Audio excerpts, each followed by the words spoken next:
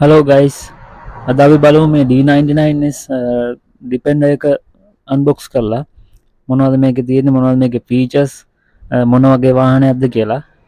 ඇත්තටම මේක RC Jeep එකක්. මේකේ මේ ඉදිරිපස පෙනුම තමයි මේ තියෙන්නේ box එක ඉස්සරහා පැත්තේ. ඊට පස්සේ මේකේ තියෙන 2.4 GHz transmitter එකක් include වෙලා තියෙනවා.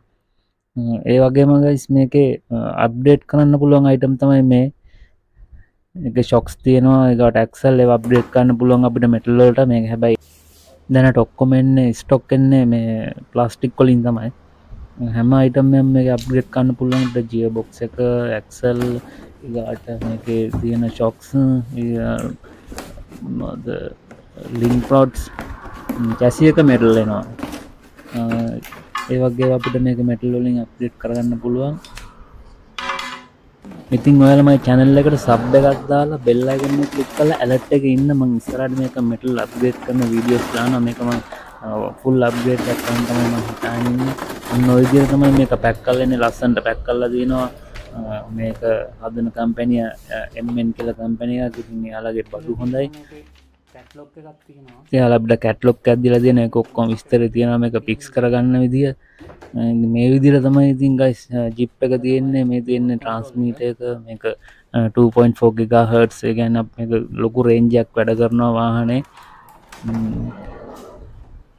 අපිට accessories දීලා තියෙනවා වෙනවා. මේක charging cable එක. මේ තියෙන snorkel එක. ඒක අපිට box එක ඇතුලේ දාලා තියෙන්නේ. වෙනම pack එක තමයි මේ accessories ටික ඒවලා තියෙන්නේ. මේකේ තියෙන item ටික මම ඕගොල්ලන්ට වෙනම පෙන්නන්න. මේ snorkel එක අර box එකේමනේ තිබ්බේ. විදිහ තමයි guys මේ බඩු ටික අපිට එවලා තියෙන්නේ ඒගොල්ලෝ. මේකේ තියෙනවා side mirrors mirror දෙකම තියෙනවා. ඒක අපි මේ විදිහට කඩාගෙන පැත්තකින් තියමු. ඊට පස්සේ තියෙනවා මේකේ guys signal light තියෙනවා 4ක්. ඉස්සරහා දෙපැත්තට එන light මේ අර fender light වගේ ඉන්නේ ඒවා. ඊට පස්සේ තියෙනවා මේකේ brake light එක parking light එතන කෑලි 4ක් තියෙනවා. ඒක කඩාගෙන පැත්තකින් තියමු. ඊට පස්සේ තියෙනවා guys මේකේ මේ door handle 4ක් එනවා. දොරවල් 4ට sorry දෙකයි එන්නේ. මේකේ දොරවල් දෙකයි තියෙනවා. අනිත් දෙක තියෙන wiper දෙක තියෙනවා. ඊට පස්සේ මේ bonnet එකට එනවා කවුලින් දෙකක්. ඒ කවුලින් දෙක තියෙනවා. මේ තියෙන wiper දෙක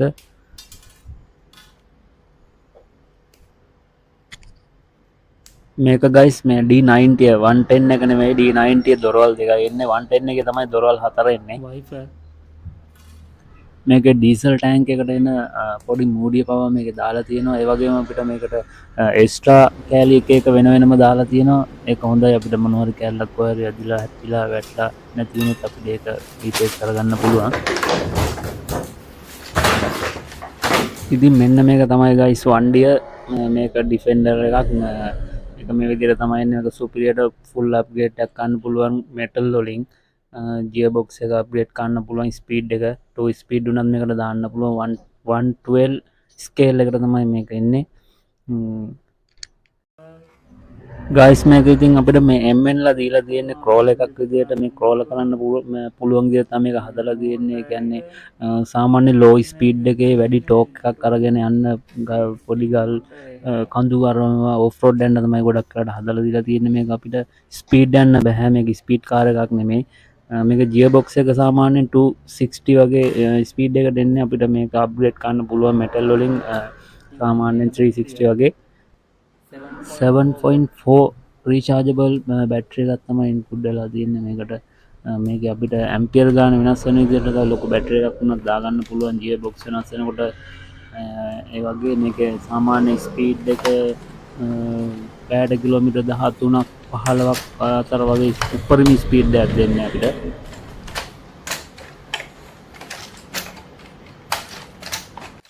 මේක ස්පෙයා වීල් එක උනා ඩමි එකක් නෙමෙයි රියල් ස්පෙයා වීල් එකක් තියෙන. අපිට ටයර් වලට මොනවා ඩැමේජ් එකක් වුණොත් ස්පෙයා වීල් මාරු කරගන්න පුළුවන් විදිහට දීලා තියෙනවා.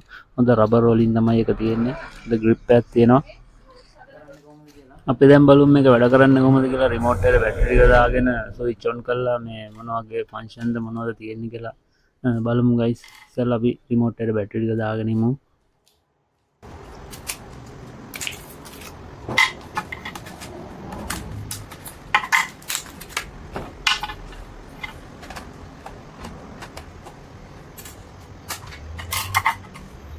डबल ए बैटरी අපර කිලෝමීටර් බැටරි එක දාගෙන ඉවර අපි ස්විච් ඔන් කරලා බලමු ට්‍රාන්ස්මීටර් එක වැඩ. ඉන්ඩිකේටර් එකක් තියෙන ඉන්ඩිකේටර් එක පත් වෙනවා.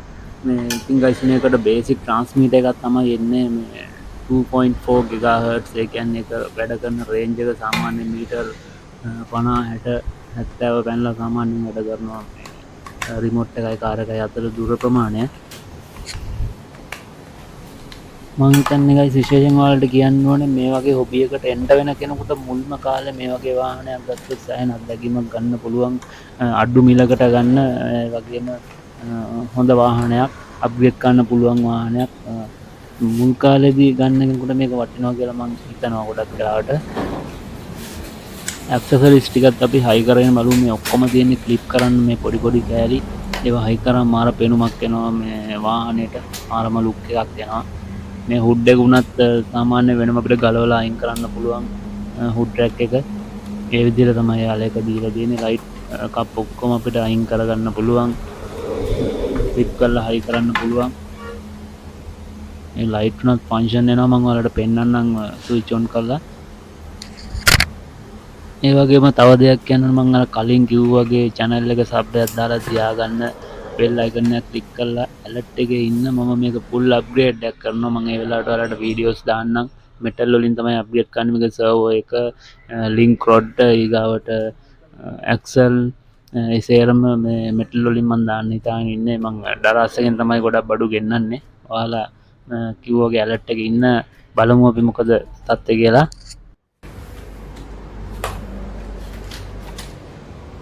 ස්විච් ඔන් කරගෙන බලමු ගයිස් මේකේ වண்டிය කොහොමද වැඩ කරන්නේ කියලා.